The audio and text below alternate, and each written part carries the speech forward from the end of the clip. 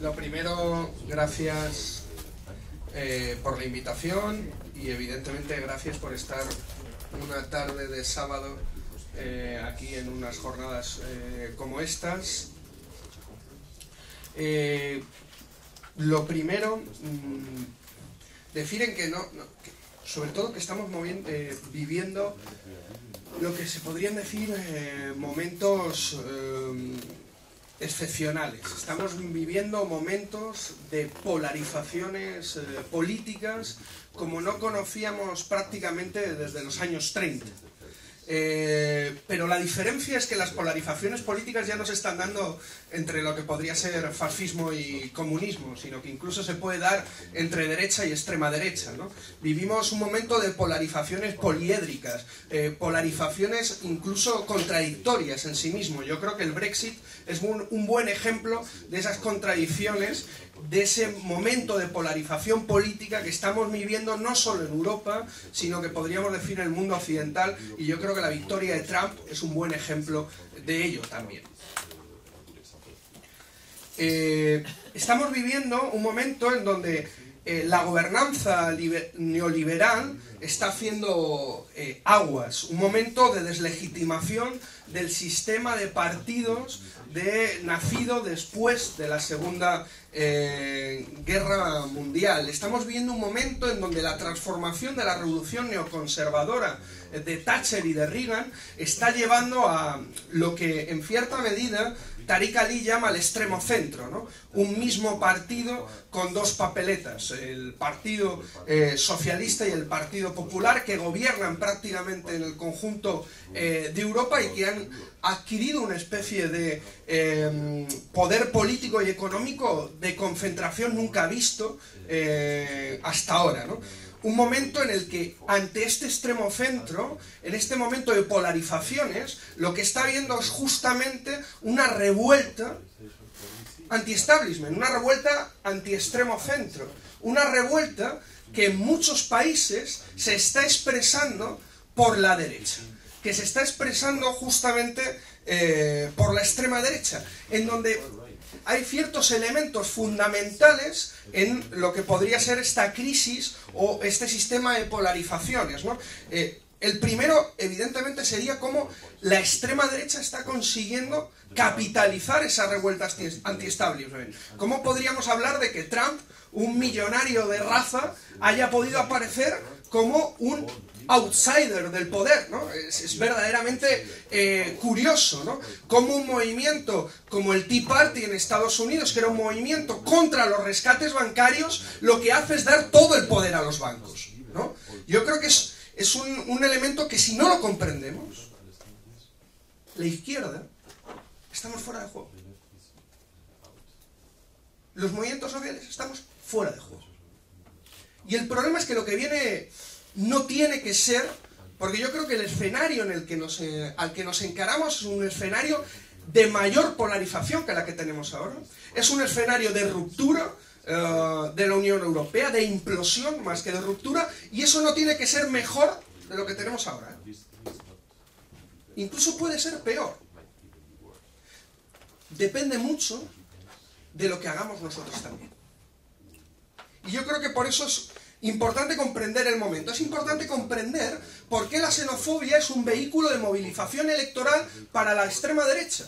Cómo la xenofobia política está vinculada directamente con las políticas de austeridad. Entender que la austeridad, lo que ha construido en el imaginario de las clases populares europeas, es un sentimiento de escasez. De no hay para todos, de no hay para todas. Y en vez de mirar al reparto, en vez de mirar a la desigualdad, en vez de encarar justamente es verdad, hay recursos finitos, somos un mundo finito, lo que tenemos que hacer es repartir, lo que se está vinculando a través de estas políticas de austeridad y de Europa fortaleza es una especie de guerra de clases invertida entre el último y el penúltimo. Sobre eso se está construyendo gran parte de los éxitos electorales de la actual extrema derecha. Pero eso no es por la extrema derecha, sino es producido directamente justamente por la maquinaria neoliberal, de gobernanza neoliberal, que es la Unión Europea. La propia crisis de la Unión Europea es también un foco de polarización ahora mismo brutal, porque la mayoría de la población entiende que a día de hoy ceder soberanía es ceder democracia. La mayoría de la gente entiende que actualmente la Unión Europea es una máquina de generar desigualdad. Y hay una revuelta también contra la propia maquinaria de la Unión Europea como engranaje fundamental del proyecto neoliberal y del proyecto de globalización neoliberal. Entonces, ¿qué hacer, no? ¿Qué hacer? Lo digo porque vamos a hablar también un poco de lo que nos viene este fin de semana. Estamos aquí metidos, pero se está votando en Italia justamente un referéndum en donde, dependiendo de lo que salga, puede marcar también un aumento justamente de la polarización política en Europa y de crisis política en Europa. Si pierde Renzi, ¿qué pasará? Claro, ¿qué pasará? No, pero ¿qué pasará, por ejemplo, para el rescate de la banca italiana, que estaba comprometida? Claro. O sea, la inestabilidad actual del proyecto europeo es brutal. Pero, ¿y Austria? Lo digo porque se repiten elecciones en Austria. En Austria puede salir el primer presidente de extrema derecha desde el 45, justamente en Europa. Bueno, si no contamos a Berlusconi como extrema derecha, que yo creo que Trump es como Berlusconi, pero con tupé. Yo, verdaderamente, ante todo esto, tenemos que ver también ese 2017, en donde se nos acercan unas elecciones en Francia, en donde podríamos decir que la mayor victoria de Marine Le Pen se llama Fillon. Claro, en donde verdaderamente en Alemania una fuerza como Alternativa por Alemania puede encauzar gran parte del desgaste contra Merkel. En Holanda puede ganar un partido como el Partido de la Libertad, que directamente lleva prohibir el Islam en sus estatutos. O sea, esto es solo en elementos de crisis política lo que podemos ver a simple vista, y otros muchos que se pueden desencadenar justamente en este momento. Ante esto, yo creo que está claro, todo el mundo lo ha dicho, la Unión Europea no se puede reformar, ¿no? De hecho, actualmente asumir la Unión Europea como marco es asumir la gestión neoliberal. ¿Pero qué supone la salida? Lo digo porque ya también podemos ver lo que está suponiendo en el Brexit, ¿no? No es tan fácil, ¿eh? Parece que no está siendo tan fácil la salida justamente de la Unión Europea. Incluso ver el modelo de repliegue identitario, de repliegue nacional identitario de carácter xenófobo, en donde la extrema derecha está haciendo o donde está construyendo gran parte de sus éxitos electorales. Entonces nos genera como una doble sensación. Si quedarnos es gestionar la austeridad, y si salirnos es irnos a los repliegues identitarios, xenófobos, y que además no pueden afrontar ciertos elementos, por ejemplo, como la gestión de la crisis climática. O sea, que ya viene elementos de la gestión de recursos, elementos energéticos que no se pueden hacer simplemente desde el Estado-nación, elementos del control del poder corporativo, elementos de la lucha contra la evasión fiscal. Claro, ante esto, ¿cuál debe ser nuestra propuesta, ¿no? Yo creo que es un elemento central. Y yo digo, la desobediencia como construcción de conflicto político para crear un nuevo marco. Tenemos que empezar a plantear que ante la disyuntiva, en cierta medida, de ese nudo gordiano en el que se ha convertido salirse o quedarse, lo que no podemos hacer es ponernos a deshacer el nudo. Lo que tenemos que hacer es cortar por la mitad, y construir conflicto en torno a la desobediencia, a elementos tangibles de desobediencia que permitan la movilización más allá incluso del marco nacional. No podemos pensar simplemente un plan B para Grecia, para España o para Portugal, sino un plan B también para Europa. Es fundamental también empezar a pensar en estas claves.